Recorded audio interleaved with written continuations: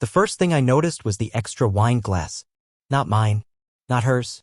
Not even clean, it had red smudges along the rim and a fingerprint that didn't belong to either of us. It was sitting on the edge of the table where my chair should have been. I stood in the hallway watching her fuss over the dining room like a hostess prepping for a magazine shoot. Candles lit, napkins folded into triangles. She even swapped the cheap plates for the ones we got as a wedding gift, the ones still in plastic wrap since 2016. And she was humming. Not to me. Not for me. But humming like she was nervous. Like someone special was coming. I cleared my throat. She jumped, turned, then blinked like she'd completely forgotten I lived here. "Oh," she said flatly. "You're early." It was 6:04 p.m. On my birthday. "I said I'd be home at 6, I replied, stepping fully into the room. She nodded, avoiding eye contact. "Yeah. Right?" She was wearing perfume I hadn't smelled in years. Lipstick. A red dress with a slit. That dress was reserved for anniversaries, or used to be. We didn't go out much anymore, so I assumed it had retired quietly into the closet. Yet here it was revived. I glanced again at the table. 3 chairs. Not 2. And no cake. No card. No dumb joke like "Welcome to 42. Just tension. "You inviting someone over?" I asked, doing my best not to sound like I was accusing her. But let's be honest, I was. She didn't answer right away. She walked past me to the kitchen, pulling a bottle of Merlot out of the fridge. When she returned, she casually said Vance might stop by. Vance. The name thudded in my stomach like a fist. I didn't know Vance personally, but I knew the type. He was the guy she brought up in passing, laughing a little too much when describing his stories from the office. "He's harmless," she'd once said. Totally not my type. But here she was, dressed like temptation, humming like a teenager, setting the table like she was preparing an offering. "For my birthday?" I asked, and this time my voice cracked a little. That bitter edge I tried to hide surfaced like a wound reopening. Her reply, "Don't make it a thing, Curtis. Please. Don't make it a thing?" I stared at the empty chair. The chair meant for someone else. And for the first time I realized I wasn't a guest at my own birthday dinner. I was an inconvenience. I didn't yell. I didn't accuse her of anything. I just walked out to the backyard, sat on the freezing patio bench, and let my breath fog up under the porch light. Through the window, I saw her take the 3rd glass away, dump the wine, and quickly reset the table for 2, just 2. Then she hesitated, picked up her phone, texted someone. A minute later, she came outside. "You always ruin things," she said quietly. I didn't answer. "I was just trying to make this night feel normal," she added. "You always make everything about you." That one stung, because it was supposed to be about me. Just once. But I realized something in that moment. I didn't belong in this version of her life anymore. So I stood up. I didn't slam the door. I didn't pack a bag. I just walked. Past the mailbox. Past the streetlight. Past every stupid part of my life that told me to just be grateful she stayed. And that night? That night, when I left without another word, everything changed. She thought I'd come back. But I didn't. And that's when secrets started slipping out one by one, like matches thrown into a pile of dry leaves. I walked aimlessly for nearly 2 hours. Not far from the house, just loops around the neighborhood. I passed the same stop sign 5 times. The winter air burned my ears, but I didn't go back inside. I needed that cold. I needed something to sting worse than what I felt in my chest. What was I supposed to say to her? Why did you dress up for him and not me? Why did you make me feel like a stranger in my own home on my birthday? She would have called me dramatic. Said I was twisting things. Elora had a talent for making me feel guilty for noticing the things she didn't want me to notice. I finally returned close to 9 p.m. The porch light was still on. No cars in the driveway except mine. The 3rd chair was gone from the table. The candles had burned low. There were 2 empty plates in the sink. The bottle of wine was missing from the counter. And the front door? Unlocked. That detail somehow hit me harder than anything else. She always locked the door, even when I was just out mowing the lawn. But not tonight. Tonight, I guess, she didn't expect me to come back. I walked through the quiet house like a ghost. The lights were dimmed, the air smelled faintly of her perfume, and the stereo was still playing that soft, moody playlist she always used when she was trying to impress someone. Elora wasn't in the living room. Or the kitchen. Or the bedroom. She was in the guest room. The door was cracked open, and I could see the light from her phone casting flickers across the ceiling. She was lying on her back, earbuds in, smiling at her screen. I watched for a full minute unnoticed. She never looked up. Then she giggled. That sound used to be mine. I used to make her laugh like that. I didn't say anything. I backed out slowly and returned to the bedroom. I lay down fully dressed and stared at the ceiling fan spinning above me. I didn't cry. I just listened. Listened to the faint vibrations of her laughter from the next room. Like I wasn't even there. The next morning, she acted like nothing happened.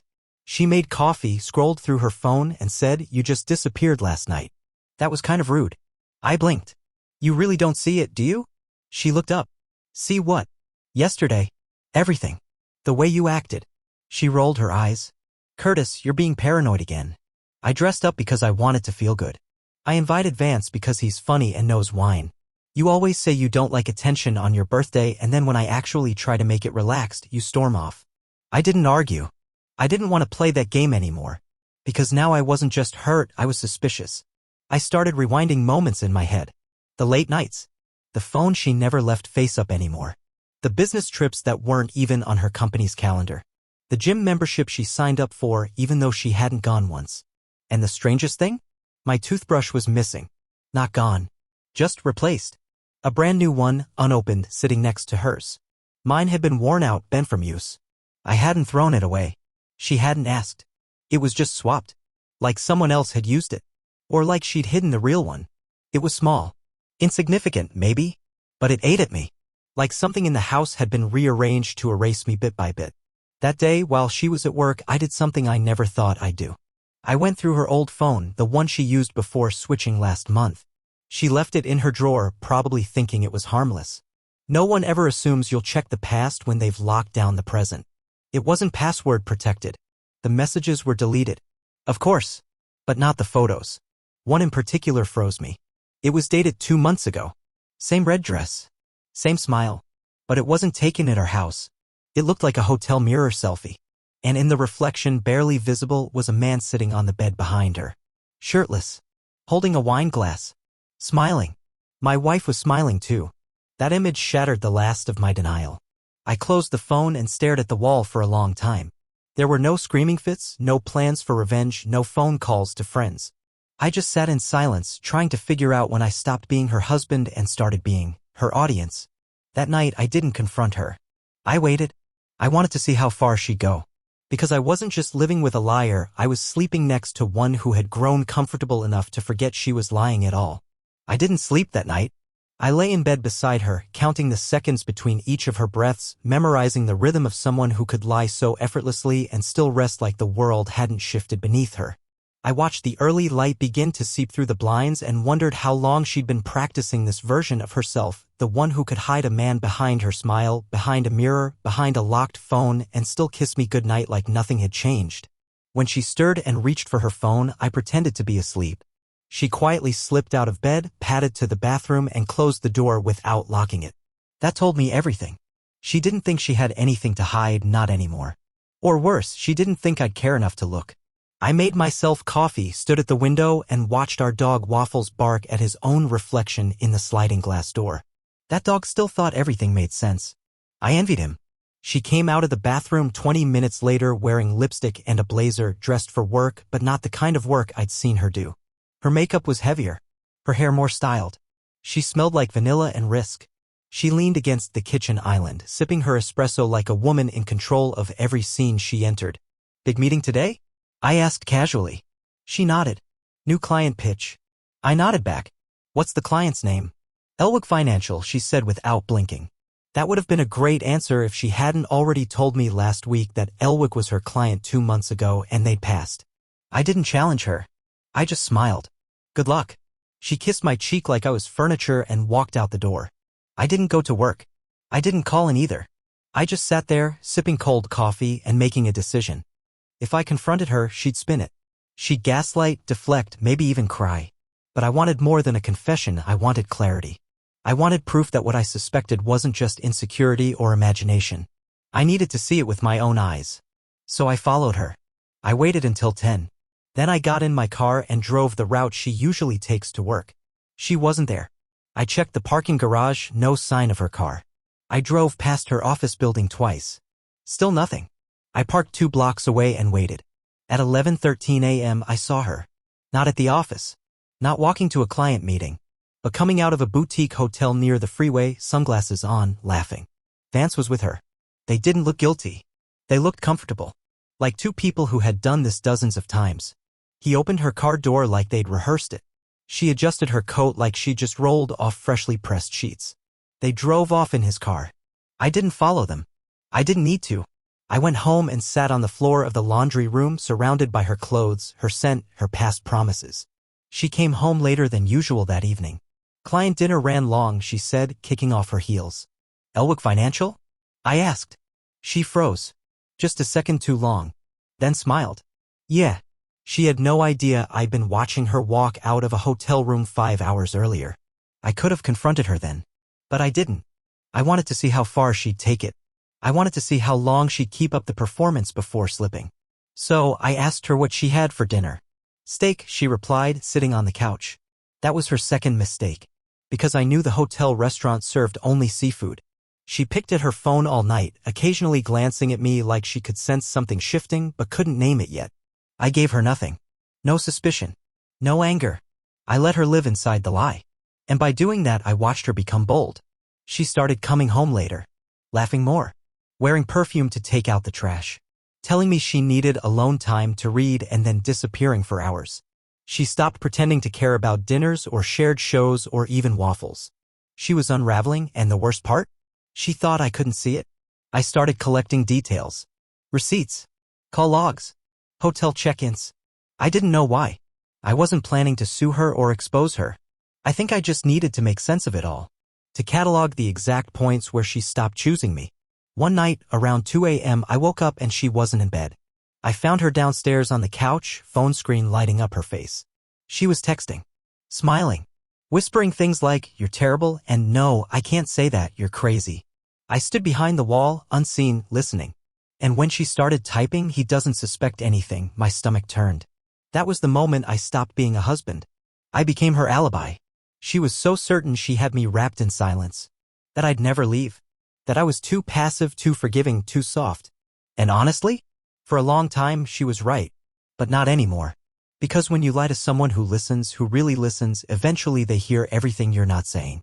And now I was listening. Carefully. The next week I started noticing the spaces. Not just the gaps in our conversations or the time she spent away from me, but actual physical spaces. Drawers she didn't let me open.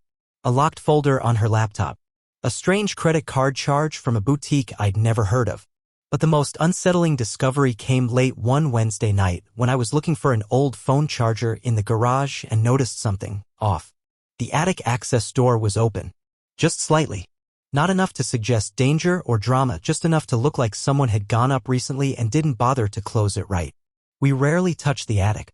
There were some boxes from our early years up there, my childhood baseball glove, her college photo albums, but nothing worth hiding. I climbed up quietly with a flashlight. At first, I saw the usual dust and insulation. But then, behind a stack of plastic bins, I spotted a small suitcase. One I hadn't seen before. Not an old one either, brand new, with a travel tag still attached. I unzipped it and found a few changes of clothing, a small black notebook, a prepaid flip phone, and a makeup bag with miniature toiletries. A getaway kit. My chest tightened. I wasn't even angry. Not then. I was disturbed. It was like realizing someone you sleep beside has been digging a tunnel out of your life while smiling through dinner. I didn't touch anything. I zipped it back up, closed the attic hatch, and sat on the garage floor for half an hour, trying to decide what kind of person prepares an escape before she even admits she's leaving. Or maybe she wasn't planning to leave. Maybe she just wanted insurance in case I finally grew a spine. That same night, I heard her talking in her sleep. It wasn't the words that bothered me. It was the tone. She was whispering, smiling faintly, saying things like, "Just stay with me a little longer," and "He won't notice." It was the most affectionate I'd heard her sound in months. And she wasn't even awake. I started locking the bathroom door when I showered. Not because I feared her, but because I needed privacy. For once. A space where she couldn't walk in with her mask on and pretend like everything was fine. And every time I stood under the hot water, I'd imagine the life I thought we had. One I now understood was already dead. The worst part? She still performed normal. She still asked what I wanted from the grocery store. Still reminded me to take my jacket. Still fed waffles and laughed at the weather guy on TV. And somehow, that performance hurt more than the lie itself. because it proved she had rehearsed this. She'd built a script, and I was just another character reading lines I never agreed to. The tension built so slowly, it was like fog filling a room. Quiet, heavy, suffocating. One night, while folding laundry together, she said something that shook me more than all the texts and secrets combined. "I miss how easy it used to be," she said casually, not looking up. I paused. "What do you mean?" She shrugged. "Just before everything got so routine. I miss when we were spontaneous, when we used to wake up and just drive somewhere." I knew she wasn't talking about me. She was projecting someone else into that memory, stitching her affair into our history like it had always belonged there. I watched her closely. She didn't flinch. She just folded my shirt and placed it in the wrong drawer, like she'd never really paid attention to where it went in the first place. That night, I decided I needed help. Not therapy, not a confrontation, but evidence. I reached out to my cousin Drew, who works in private surveillance. He owed me a favor from years back when I helped him through a rough divorce. I didn't give him all the details. I just said, "I need eyes. Quiet ones." He didn't ask questions. Over the next few days, Drew installed 2 small cameras in the house, one in the living room lamp base and one behind a vent in the hallway facing our front door. He also set up motion-triggered backups on the cloud. Nothing invasive, just enough to track movements and confirm what I already knew. And it didn't take long. The following Thursday, while I was at work, I watched the cloud feed from my phone. At 11:22 a.m., she opened the front door. Vance stepped in without hesitation. He kissed her, not a shy peck, a full hands-in-her-hair kiss like they'd done it 1,000 times. She laughed, led him inside, closed the blinds, and for 2 hours the house I paid for became a stage for her betrayal. She used our couch, our kitchen, our guest bathroom. She poured him wine from the bottle I bought for our anniversary last year, the one she said she was saving for something meaningful. I watched in silence. I didn't cry. I didn't throw my phone. I didn't scream. I just watched. And when she walked him out, when they kissed again under the porch light like teenagers sneaking around, I realized something important. She wasn't hiding anymore. She thought I would never act, that I would stay the same quiet man who asked permission to be upset. She had built her world on the assumption that my silence meant approval. But she was wrong, because sometimes the quiet ones are the ones you should fear most. I didn't confront her that night. I made her favorite dinner instead: roasted salmon, garlic asparagus, and mashed potatoes with chives. I even opened a bottle of wine. She looked surprised, maybe a little suspicious. "What's all this for?" she asked. I smiled. "I just wanted to remind you how good things used to be." She clinked her glass against mine and said, "That's sweet." And in that moment I made a choice, not to rage, not to accuse, but to disappear piece by piece, just like she did. Only this time she wouldn't see it coming.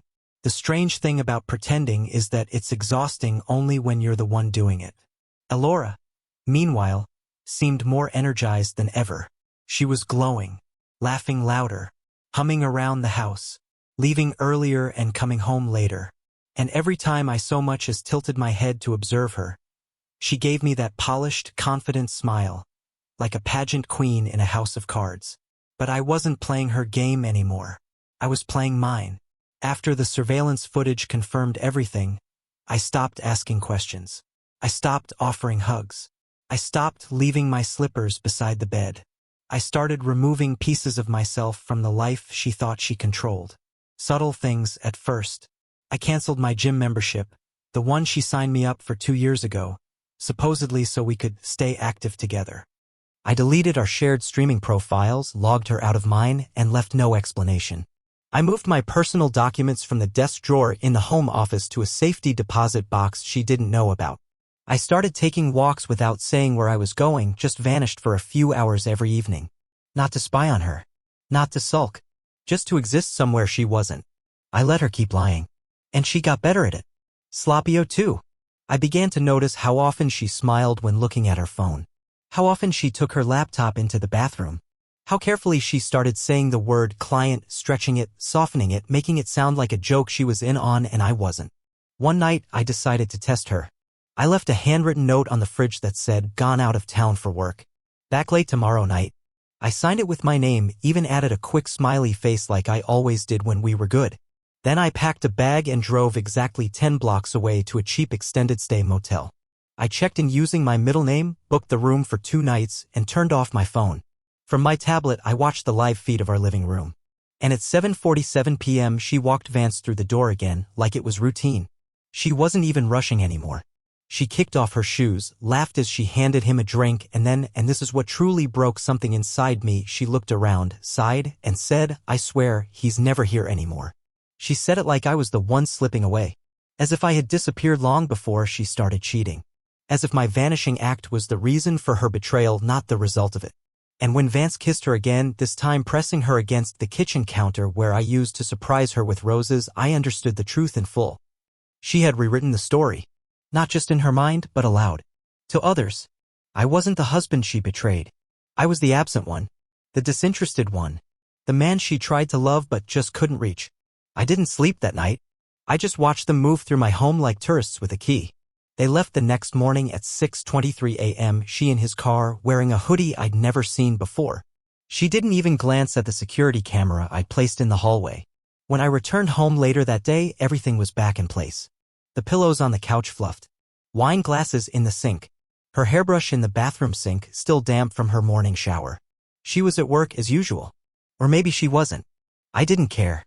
I opened my email and started making arrangements. I hired a moving company to come in 2 weeks. I secured a small apartment in a neighboring town under a lease with just my name on it. I scheduled my mail to be forwarded. And I started working with a divorce attorney who had one simple instruction from me: no drama, no confrontation, just closure. And then I did something I never thought I'd do. I called her mother. Now Elora and her mom aren't close. They hadn't spoken in nearly a year after a huge falling out over a loan. But I always liked Diane. She was blunt, protective, and never quite trusted Elora's need for constant validation. I told her what had happened. Not the lurid details, just the truth. "Elora's been seeing someone else," I said. "For months. I just wanted you to know because I don't think she'll tell you herself." Diane sighed long and hard. Then she said something that surprised me. "I'm not shocked. I'm just sorry it took this long for you to see it." That night, when Elora got home, I had dinner waiting again. But this time, it wasn't salmon or steak. It was takeout pizza and 2 beers. Casual. Lazy. Almost distant. We sat at the table together, but we didn't really talk. She glanced at her phone between bites, asked me how work was, pretended like everything was fine. "You seem tired lately," she said mid-slice. I smiled. "Yeah. It's been a long week." She tilted her head. "You okay?" I looked her straight in the eyes for the first time in weeks. "Yeah. I think I'm finally starting to wake up." She didn't know what I meant. Not yet. But in that moment, I think she felt it, the shift. The quiet. The absence of fear in my voice. And when I cleared the table and walked into the other room without saying another word, she watched me go with a strange, unspoken confusion on her face. She was starting to realize something was wrong. But it was far too late to fix it. I stopped speaking first. That was the first thing I changed. No more "good morning." No more "how was your day?" No more initiating conversations just to keep things feeling normal. I answered when spoken to, nodded when necessary, smiled politely like a distant coworker on the edge of quitting. The more I disappeared, the more she leaned into the performance of our marriage. She started baking again, of all things. Banana bread on a Wednesday night. Chocolate chip muffins before work. She even bought flowers once and pretended they were for me. "Elora, you've never bought me flowers," I said that day with a smile that didn't quite reach my eyes. She laughed. "Well, people change." I studied her in that moment. Her voice. Her posture. How carefully she tucked a strand of hair behind her ear, the same way she used to when she was lying to her parents about skipping class. She was working hard to keep the illusion alive, and the strange part was it wasn't even for me anymore. She wasn't trying to win me back. She was trying to maintain the lie long enough to leave it on her own terms. I could feel it like static under my skin. She began talking about renovating the guest room casually while flipping through a home design magazine one night. Said we should repaint it a brighter color, maybe make it more functional. I asked what for, and she shrugged. "I don't know, maybe a workspace. Or something else. Just feels like it's time to freshen things up." The same guest room she used to text him from. The same one where I found her whispering in the dark. I said nothing. I didn't argue. I didn't stop her. Let her decorate the coffin, I thought. She had no idea I was preparing to bury the marriage inside it. Meanwhile, I began quietly liquidating. Not our assets, just my life with her. I sold my half of the comic book collection we once built together in college. She hadn't touched it in years. I donated my vintage records, the ones she used to mock me for buying. And I took down every photo in the hallway that included the two of us, replacing them with generic landscapes I printed off the internet. When she asked where the pictures had gone, I simply said I thought it was time for something new. She nodded slowly, blinking longer than usual as if she was trying to compute what part of me had changed and when. But by now, her lies were unraveling in plain sight. One afternoon, I came home early and heard her on the phone. She was in the kitchen, pacing, barefoot, whispering in that soft, intimate tone she thought I never noticed. No, he won't be here. I told you, Thursdays he's always at the branch office. You're fine. Pause. I miss you too. Stop worrying so much. Another pause. No. He doesn't ask questions anymore. Honestly, I think I don't know. Checked out. That part made me smile. Because she was right. I had checked out. But not because I was weak or confused. Because I finally saw her for who she was, and I had no interest in sharing oxygen with a person who only remembered I existed when she needed a place to hide her secrets. Later that week, she invited friends over for dinner. It was a couple we used to double date with, Ron and Mallory. Good people. Smart. Warm. The kind of people who notice things even when they don't say them out loud. During dinner, I played the role, polite, attentive, even cheerful. I poured drinks, laughed at old stories, asked Ron about his car trouble, complimented Mallory on her new hair color. Elora beamed, acting like everything was perfect, like we were still the golden couple everyone thought we were. But at one point, Mallory looked across the table at me and said something that made Elora freeze mid-chew. You've changed, Curtis. I smiled. In a good way or a bad way? Mallory hesitated. In a quieter way. Elora laughed too quickly. He's just working too much these days. We're planning a little vacation soon, aren't we, babe? I raised an eyebrow. Are we? There was a pause. A long one. The kind of silence that falls between people who realize they're not speaking the same language anymore. Ron changed the subject, bless him.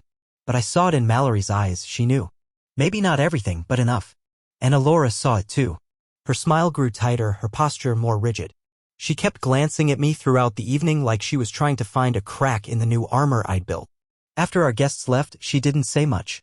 She washed dishes with more force than necessary, slamming a plate once, muttering something about being tired. And for the first time in months, she was the one who came to bed last. She slid under the covers like she was sneaking into someone else's house. Didn't speak. Didn't reach for me. And in the dark, I whispered. Elora? She turned slightly. Yeah? I think we should talk soon. A long silence. About what? She asked, voice too light. I didn't answer. Because she already knew. The next morning, she didn't cook. Didn't make coffee. Barely looked at me. She left the house with her keys and her phone and didn't even say goodbye. Which was fine. Because goodbye was coming. Just not from her. She thought she still had time to control how it all ended. She thought she could polish the story, rehearse the lines, walk away with the narrative wrapped in a bow. But I had a different ending in mind. And it was already in motion. That Sunday morning, she asked if we could take a walk together. That was rare. Elora never asked for walks unless she wanted to drop a conversation she had rehearsed in advance. I already knew what this was, a soft launch for whatever version of the story she'd soon be telling others. Probably something about growing apart, how she loved me but wasn't in love, how I had become distant. She was laying the groundwork for the ending where she got to leave on her terms, clean and guilt-free. I agreed to the walk. She led us through the neighborhood like she always did, along the same loop we used to take during the early pandemic when the world felt frozen but we still held hands. Not anymore. Our hands stayed in our pockets. Her mouth moved though. Fast. She started with compliments. Said she admired how calm I'd been lately. How she felt like things were improving. She even joked that maybe we were finally turning a corner. I nodded along, letting her believe that. Letting her shape her little fantasy. Then, after we passed the old pine tree where she once carved our initials, I've checked, it's still there, even if the bark around it has grown thick. She paused and turned to face me. Curtis, she said gently, I think we should take a break. Not a divorce. Not even a separation. A break. As if this were some college romance and not a legal, decade-long commitment. I wanted to laugh. But I didn't. I tilted my head and asked why. Her eyes did that blinking thing again, the one she did when she wasn't sure how honest to be. I just need space. I think we both do. I've been feeling boxed in. Stuck. And I don't want us to start resenting each other. I think if we just take a little time apart, it'll help. There it was. Her exit ramp. Her soft landing. She wanted to leave without being the villain. She wanted me to agree, maybe even thank her for being brave enough to suggest it. But I wasn't playing along. Not anymore. I gave her a long look, one that held no anger, no sadness, just quiet resignation. If that's what you need, I said softly, then take it. She looked surprised. Almost disappointed. Like she expected resistance, a plea, maybe even a tear. But there was nothing left in me to beg with. We walked back in silence. When we got to the house, she headed to the bedroom and began pulling out a suitcase. Not the attic one, a different one. One I'd never seen before, floral patterned with gold zippers. She was smiling faintly. Not happy but proud. Like she'd done something mature. I helped her pack. I stood in the doorway and handed her things when she asked. Sweatpants. Books. Her favorite scarf. She didn't ask why I wasn't saying more. She assumed I was in shock. Or too hurt to speak. She was already rewriting the goodbye in her head, already rehearsing the story for her friends. He didn't fight me on it, she'd say. It just kind of ended. But the truth was, I wasn't broken. I was ready. She left that afternoon. Didn't slam the door. Didn't even look back. She said, I'll call you in a few days, okay? And drove away without waiting for my answer. As soon as she was out of sight, I sprang into action. I called the movers and told them we were good to go a week ahead of schedule.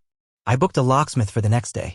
I activated the backup surveillance archive I had stored offline, labeled, documented, and copied onto a USB stick locked inside a small fireproof case. I printed the photos, the hotel timestamps, the receipts, the messages I'd recovered from her old iCloud account. Not for revenge. Not to humiliate her. But because I knew this wasn't over. Elora would come back, not because she loved me, but because she wouldn't be able to stand not controlling how this ended. And when she did, I needed to be ready. I boxed up her belongings. Every shoe, every dress, every perfume bottle, even the lipstick she only wore for him. I stacked the boxes neatly in the garage. I changed every password she had access to.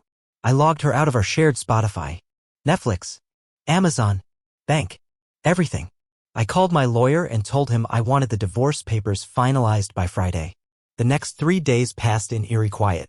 She didn't call, didn't text, didn't check in on the dog. I think she was waiting for me to reach out first, to fall apart, to chase her, to give her a chance to feel like she still held the power. But when the silence stretched longer than she expected, she cracked. Thursday night at 11:07 p.m. she rang the doorbell. I didn't answer. She knocked. Still nothing. Then she texted. Elora, hey, are you home? Elora, can we talk? Elora, Curtis? I waited exactly 15 minutes. Then I walked out the front door and met her on the porch. She was wearing that same red hoodie she used to borrow from me. Hair pulled back, no makeup, eyes tired. You changed the locks, she said. I nodded. Yeah. She looked around like she was trying to ground herself. What's going on? I handed her an envelope. Inside, divorce papers, notarized and ready. A list of her items in the garage. A check reimbursing her half of the utility deposit. And a note, just one sentence, handwritten. I've been gone longer than you realize. You just never noticed. She read it twice. Looked up at me. And for the first time in years, Elora had nothing to say. Not a lie. Not a protest. Just silence. I turned, walked back inside, and closed the door. Behind me, I heard her whisper my name once. Not in anger, but in disbelief. Like she just realized the story she had been writing wasn't hers anymore. Elora didn't return the next morning. Not physically, at least. But her presence lingered in texts, in voicemails, in little attempts to reopen the door she thought would never fully shut. I got one the next day. Can we just talk? I didn't think you'd actually want this. That one made me pause. Not because it hurt, it didn't anymore, but because it confirmed everything I had quietly come to understand. She never truly believed I'd leave. I wasn't a man to her, I was a fixture. The coat rack in the hallway. The porch light that was always on. Steady. Predictable. Safe. And she thought she could leave me on pause, go chase whatever thrill she thought she deserved, and come back when the excitement wore off. But something changed the day I walked away from my own birthday dinner. The day I stopped asking to be seen. I didn't respond to her messages. Not out of spite, I had simply moved on. Silence wasn't revenge. It was clarity. For the first time in years, I was living for myself. The new apartment was small, but it had something our old home hadn't had in a long time: peace. No whispered lies behind a bathroom door. No laughter meant for someone else. Just me. My own space. My own air. Waffles came with me. I didn't ask. I just opened the back seat and he jumped in like he already knew. He adapted fast, fewer nervous whimpers, more tail wags. Like he could finally rest, too. 2 weeks later, I filed the finalized divorce documents. I never got a dramatic confrontation. No scene. No screaming. I think Elora was too stunned by my silence to mount a defense. That's the thing with people who rely on manipulation, they expect explosions, not a slow and deliberate exit. She signed the papers without a fight. The last message she ever sent me came on a Wednesday at 3:14 a.m. I'm sorry. I didn't expect to miss you this much. I didn't reply. I archived it. That was the closure she needed, not me. And while she went on crafting a story to tell her friends, I began rewriting mine. Not long after, I reconnected with an old friend from high school, Lila. We'd lost touch after graduation, but she'd reached out after seeing me post a photo of waffles on my private Instagram. It started with coffee, turned into a long walk, then a late dinner where we both stayed an hour longer than we'd planned. She didn't ask about Elora at first. She asked about me. My hobbies. My plans.